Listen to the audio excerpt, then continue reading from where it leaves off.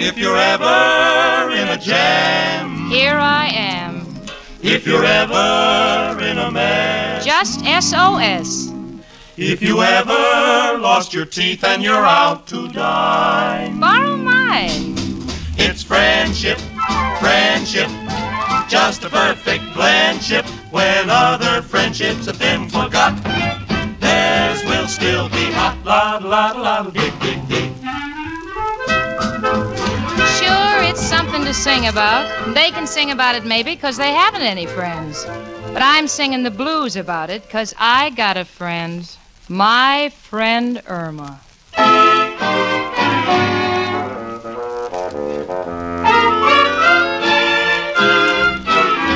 The Columbia Broadcasting System presents a new comedy show, My Friend Irma, starring Marie Wilson as Irma and Cathy Lewis as Jane.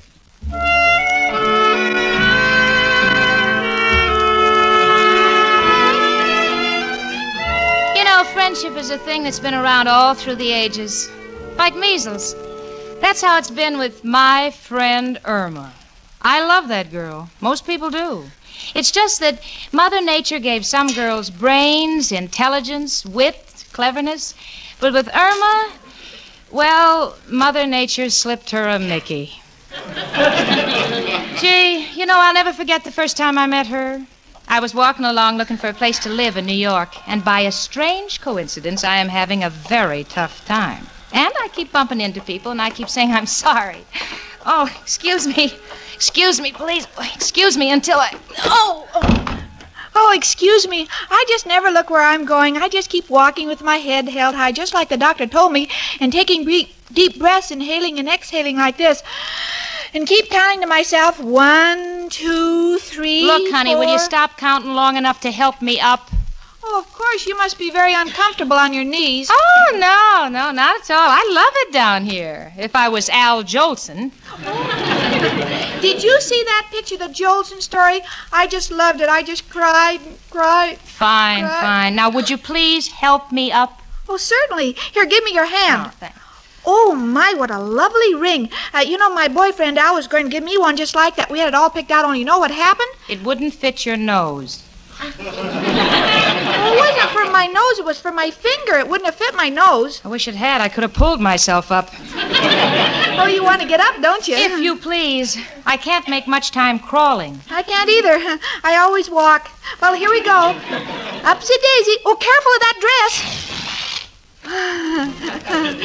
We ripped it, didn't we? Yes, we did. But you know something? They're wearing split skirts in New York this year. Yeah, sure, but not all the way up to the neck. No, it's too bad they're not wearing split heads. Say, we haven't been introduced yet. My name's Irma. What's yours? Goodbye. What an unusual name. What's your last name? Forever. That's pretty. Oh, Irma.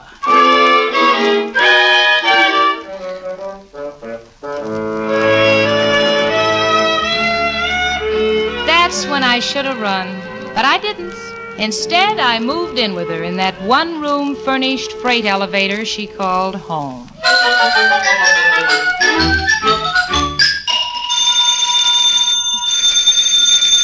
Jane, the telephone's ringing. Jane, the telephone's ringing. Aren't you going to answer? I don't know if it's for me. Well, take a chance. It's not your nickel. Hello? Yes, she's here. Jane, it's for me. Irma. You know, if Marconi knew you were going to use the telephone, he never would have invented it. Jane, I'm surprised at you. Alexander Graham Bell invented the telephone, not Marconi. You see? I'm beginning to think like you. Gosh, everybody knows that Marconi invented spaghetti. Irma, the telephone. Oh, hello? Al! Jane, it's Al. Well, what are you waiting for? Run down to the police station with the bail. Aw. Now, don't be silly. He's not in jail. Hello, Al? Irma, you're the only girl I know that talks on the telephone in Morse code. Okay, Al. Goodbye. Jane, Al's coming over. Oh, honey, why do you have to spoil our Sunday by having that no-good, broken-down, phony windbag over? Jane. Yes? What's your opinion of Al? I like him. I think he's a live wire, and it's just a matter of time before they hook him up and put a chair under him. You're wrong, Jane. Al's a gentleman. Why, last night he took me to the movies, and afterwards we had a soda, and before he said goodnight, he returned what was left of my $2. Al has a good heart. If he has, he stole it. Jane, please don't pick on Al. He's just as good as your Richard Rhinelander III.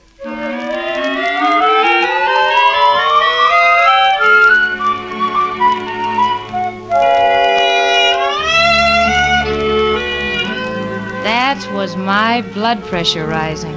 She would mention his name. You see, Richard Rhinelander III is my boss, and I'm his private secretary. I'm in love with him, but I have no chance to marry him because he's Richard Rhinelander III, and I'm Jane Stacy the First. I've tried everything. I told him I lived in a very intellectual atmosphere and that my roommate is a promising young novelist.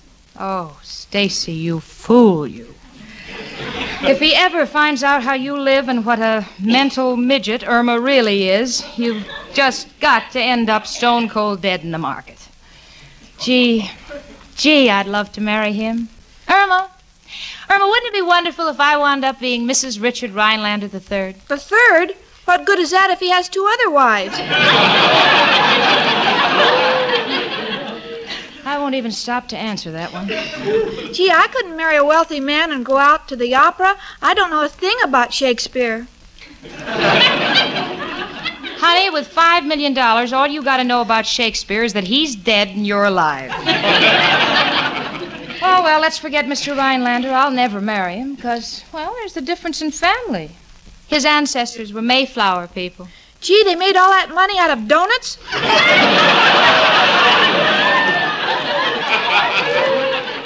Irma, if you say another word, I'll scream. Well, if you do, you'll wake up Professor Kropotkin, the violinist downstairs, and he needs sleep.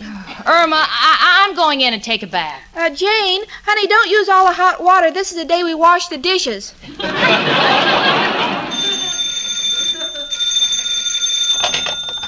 Hello? Who did you want to talk to? Jane? Who's this? Oh, Mr. Richard Rhinelander. Well, Jane's busy. Do you want to hang on for about 20 minutes? Yes, this is Irma, her roommate. How's my book? Oh, I finished it and I'm starting another. Hard on me? No, you know those giant comics are mostly pictures.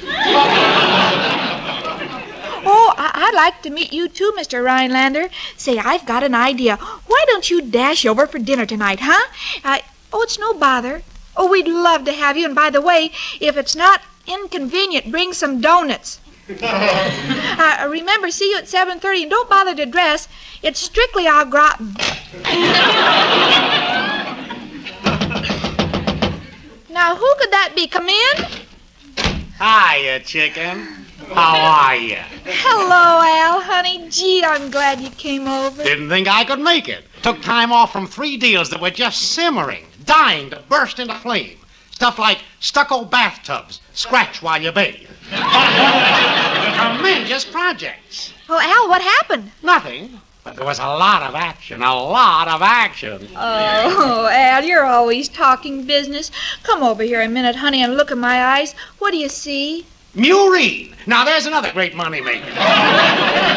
Wish I'd thought of that. Al, you're just so full of business. Gotta be. Gotta have a lot of action. Well, here we are. Start acting. I gotta leave, kid. Got a big deal brewing. Gee, Al, if we had money, you and I could settle down on a little I ranch. can see it now, the egg and Irma. Hiya, Janie. What's the good word? Jane, Al's got a big deal on. And what a deal. I just happened to line up no less than $100,000 worth of surplus army goods. Gee, Al, what kind of surplus are you going to sell? Ripcords. Ripcord. Oh, this is a big deal. I got a pajama manufacturer lined up to take the whole lot of them. I I even got an advertising gimmick with these ripcords. Listen to this. You get up in the morning and bail out of your pajamas. You like it?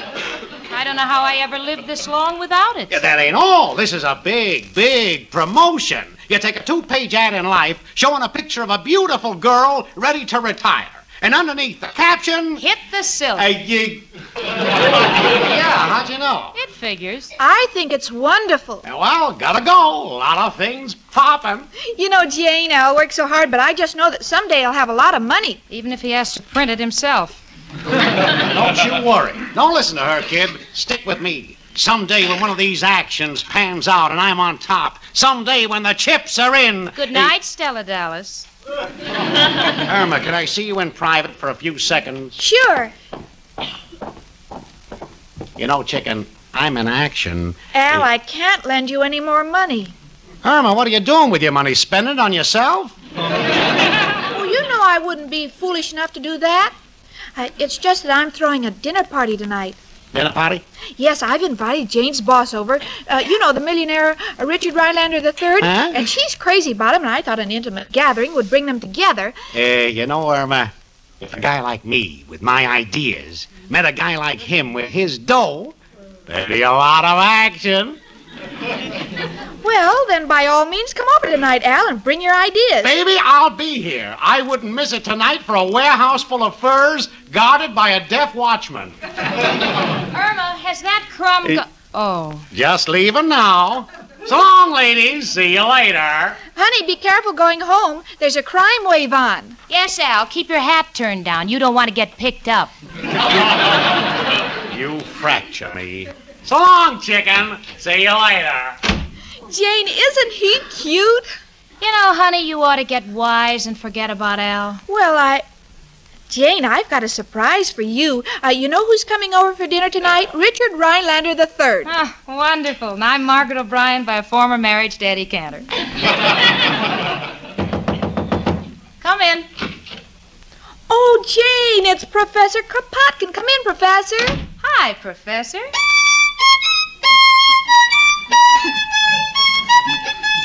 Jane, isn't it cute the way Professor Kropotkin only talks through his violin? Yeah. Take your hat off, Professor, or are you going someplace?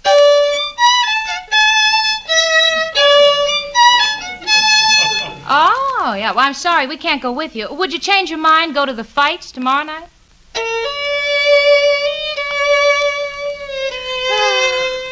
Professor, did you get your new car yet?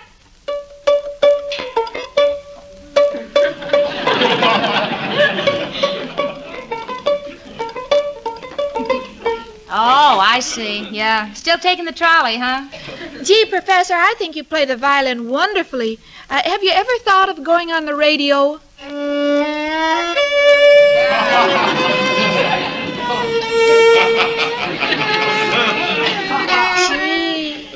Gee, I think he plays much better than the great Gildersleeve. What's the hurry, Professor? Do you have to rush away? Oh, Christmas shopping, huh? Well, so long, Professor.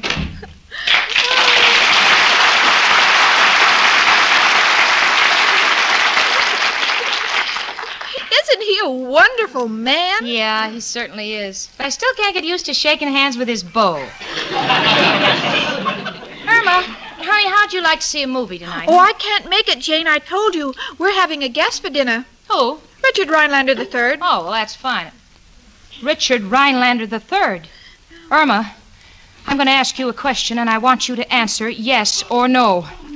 Did you invite my boss to come to our apartment for dinner tonight? Yes. Oh, Irma, how could you? Well, it was very simple. He called up and asked to talk to you, and you were busy, so I invited him. Oh, no. This is all a dream. And after dinner, Al's going to drop over, and maybe we can persuade Professor Kropotkin to come up. No, this is a nightmare. Give me that phone. Maybe it's not too late to stop him. Hello? Hello, is Mr. Rhinelander there? He's not? Could you please tell me where he went? Oh, he left to go to a dinner party at a Miss Jane Stacy's. Thank you. Jane, what are you doing? Nothing. Just writing a suicide note.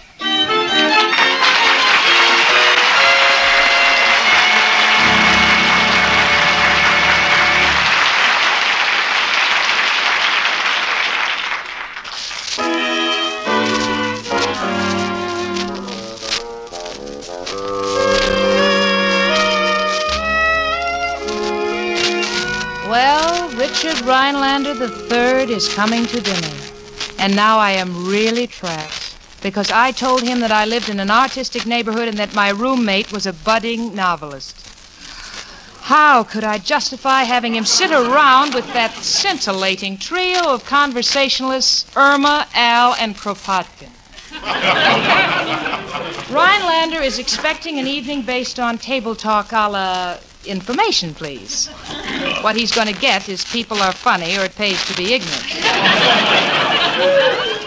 Well, anyway, finally 7:30 rolled around. The bottle of martinis is catching a chill in the icebox, and I'm running fever in the living room. Well, Rhinelander would be arriving at any minute, and Irma wasn't ready. Irma, it's 7:30. Oh, thanks for reminding me. I gotta tune in on the Easy Aces.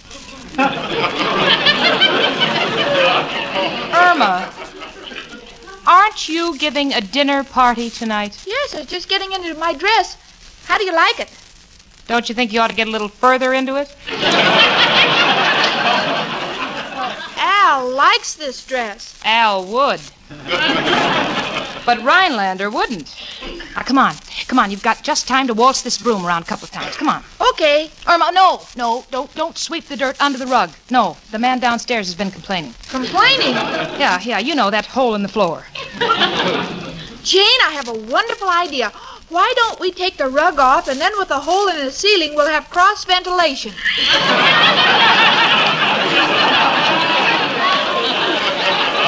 Oh, Irma, listen, I'm so nervous. Oh, don't worry, I'll handle everything. Haven't you any confidence in me?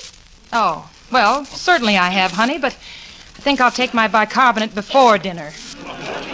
Now, look, Irma, let's not be nervous, huh? No, let's just take it easy, you see.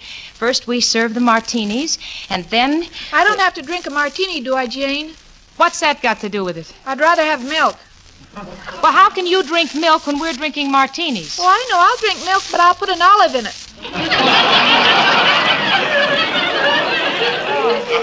Irma. No, he's here. Now listen to me, Irma. I'm not worried. Not a bit. I got confidence in you. I know you'll do everything right, because if you don't, I think I'll kill myself and then you. You ready? You ready, okay? Irma, put the broom away. Come in. Hello. Does Jane Stacy live here? Oh, good evening, Jane. I didn't recognize you for a moment. That's because she didn't take the curlers out of her hair. Yes, how silly of me. Come in, Mr. Rhinelander. May I present my roommate, Irma? How do you do? Hello. Irma, would you mind taking Mr. Rhinelander's hat? I can't. Why not? His head is still in it. Oh, I'm sorry. Here it is. Irma, now that you have Mr. Rhinelander's hat, would you mind taking the broom away from him? Oh. Irma, now that you have the broom, would you mind taking Mr. Rhinelander's hat away from him? Oh. Won't you sit down, Mr. Rhinelander? Oh, thank you, Jane, but you don't have to stand on formality. My friends always call me Richard. Oh, thank you. Cigarette, Richard? Thank you. Match, Richard? Thank you. Ashtray, Richard? Thank you. A cigarette, Irma? Thank you. A match? Thank you. Ashtray, Irma? No, thank you. I don't smoke.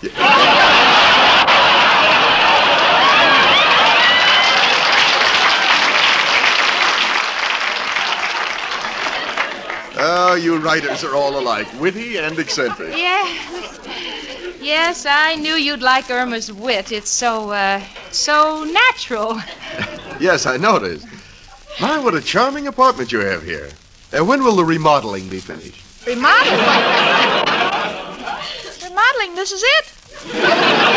Yes, it's small, but our neighbors are so interesting. Artists, writers, musicians. For instance, there's a very famous violinist who lives downstairs. He's Professor Kropotkin. Kropotkin? Kropotkin, Yeah, he plays in the Paradise Burlesque. Have you ever been there? No, I don't think so. Oh, it doesn't matter. You wouldn't have seen him anyway because he plays the violin under the runway. Yes, Yes, a lot of our neighbors are eccentric, but they're all artistic. I know what you mean. A charming environment. Yes. You know, it's hot in here. I think I'll open the window. Hey, Mrs. Flanagan, did you hear the news about Johnny O'Toole downstairs? Last night he came home roaring drunk, staggering up the stairs.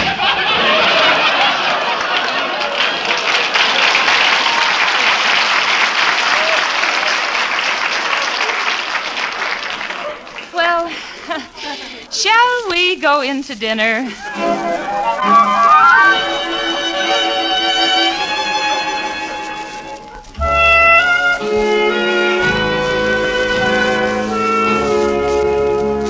If I live to be the oldest woman in the United States and Canada, I'll never forget that dinner. It started off with Irma taking from the right and serving from the left. She also did a little dropping in the middle. Mr. Rhinelander looked very fetching wearing a hamburger over his right eye. Then we got to the dessert, and it seems Irma had put the dessert in the wrong tray in the icebox. The first time I'd ever tasted cauliflower sherbet. Well, so much for the food. The conversation was a monster in its own right. Richard said, Fortunately, I've been able to travel considerably. Irma, do you like to travel? And Irma said, Oh, yes, it's really the only way to get any place.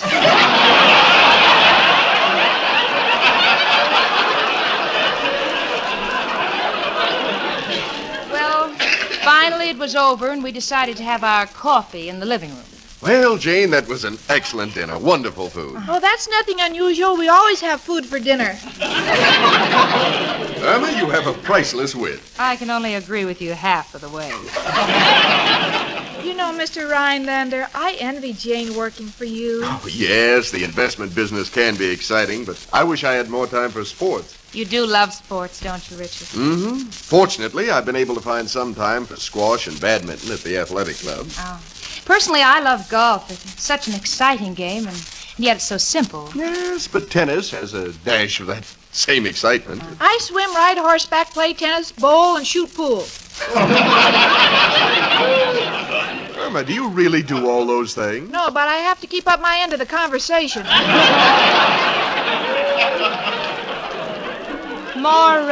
More coffee, Richard? No, thank you. Oh, I think you're wise. Coffee does keep one awake. Yes, coffee does have that effect on me. How about you, Irma? They got an awful lot of coffee in Brazil.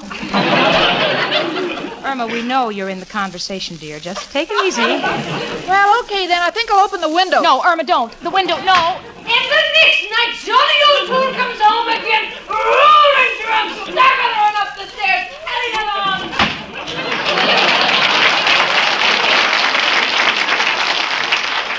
It's chilly out tonight, isn't it? Isn't it, Richard? Come in. Oh, hello, Professor Kropotkin. I'd like you to meet Richard Rhinelander III, Jane's boss. How do you do, Professor? I beg your pardon? Oh, you see, Richard, Professor Kropotkin believes that music is the soul of expression, so much more eloquent than speech. Amazing, amazing. Oh, he's a wonderful man. However, his wife didn't understand him, and recently they were divorced, and now he's free again. Isn't that right, Professor?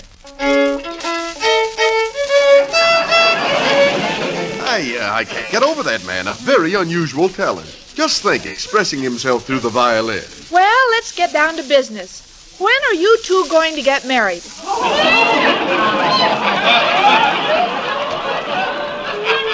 Irma.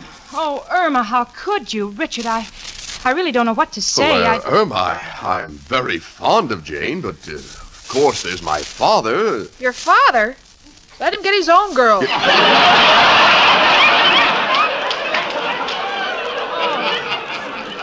Oh, Irma.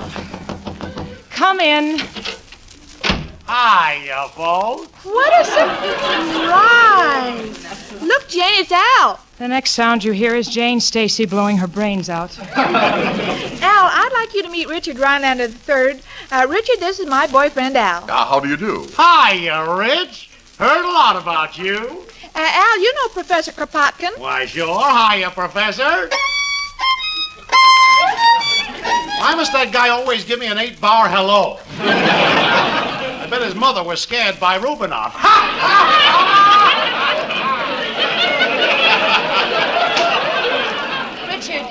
Richard, wouldn't you care to go to a movie or something? Oh, no sense in breaking up the party. Let's sit around and chew the fat. Rich, what's new on the street? The, street? Yeah, you know, on the exchange. A lot of action these days? Well, cotton was a little slow this past week. Uh-huh, knew it.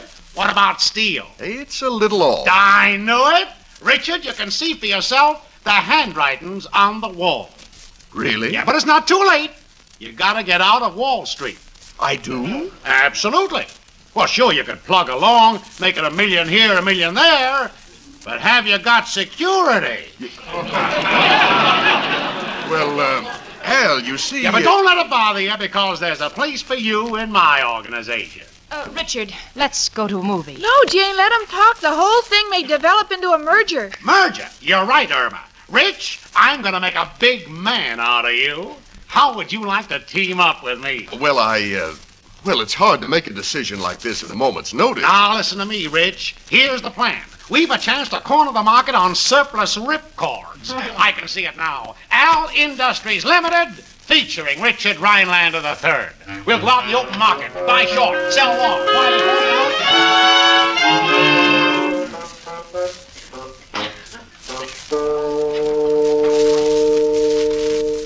Jane, the evening's going just like I planned. The boys are in there getting along beautifully. Beautifully. Richard reaches for his wallet, he'll shake hands with Al. Now, Jane. Oh, now listen to me, Irma. You've ruined me. I should never have moved in with you. But Jane, Don't but Jane me. But I thought I don't care what you thought. You've ruined everything. Imagine his coming from his mansion on Park Avenue to this dump and meeting all these crazy people. And now to top it off, your boyfriend Al wants to make a partner out of him in a mythical business. But Jane, Al's only trying to fix it so that he has security. Irma, listen to me. I've got news for you. Richard Rhinelander III has $5 million he hasn't even counted yet. Well, now that I'm ruined, I'm going back in there, apologize, quit my job, and spend the night at the YWCA. But Jane... Another thing. The next time we meet on the street, I only want you to say one thing. Goodbye. Will General Motors go for it? Why, Richard, their tongues are hanging out for ripcords. Well, Al, Richard, Mr. Rhinelander, I just can't tell you how sorry I am. Well, sorry about what? Oh, well, bringing you down here and having you meet people like Al and Professor Kropotkin. Oh, listen. You shut up, you Rimsky-Korsakov. Well, Jane, you've nothing to be sorry about. I'm delighted. As a matter of fact, I was about to tell you how grateful I am for this wonderful evening and this opportunity to meet Al. Oh, thank you for that vote of confidence. We're going to have plenty of action together. Gee, I'm so happy for you, Mr. Rhinelander. Now you can have security. Richard, I don't know what to say. Oh, don't say anything. Well, I've got to run along now. I want to talk this whole deal over with Father. Goodbye, Irma. Goodbye, Jane, and thanks again for a wonderful evening. And Al, old man, I'll see you in the morning. We're going to have plenty of action. Plenty of action. I'll be there, partner. Well, I got to run now. Where are you going, honey? Where am I going? Now I got to see where I can get hold of some ripcord. You see, Jane, how silly you were to worry? You've got to remember that all's well that ends well in the silver cloud. Oh, sister. I'm going to bed, Irma. Irma, Yes? where are my pajamas? Gee, I forgot to tell you. Forgot to tell me what? I gave them to Al for exploitation purposes. Oh, my friend Irma.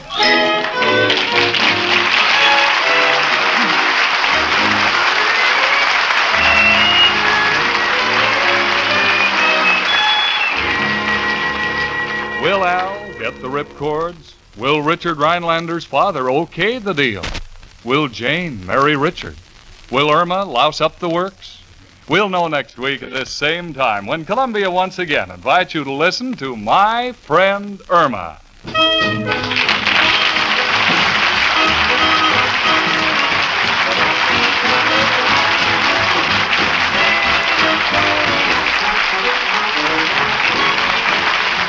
Murray Wilson was starred as Irma, and Cathy Lewis as Jane.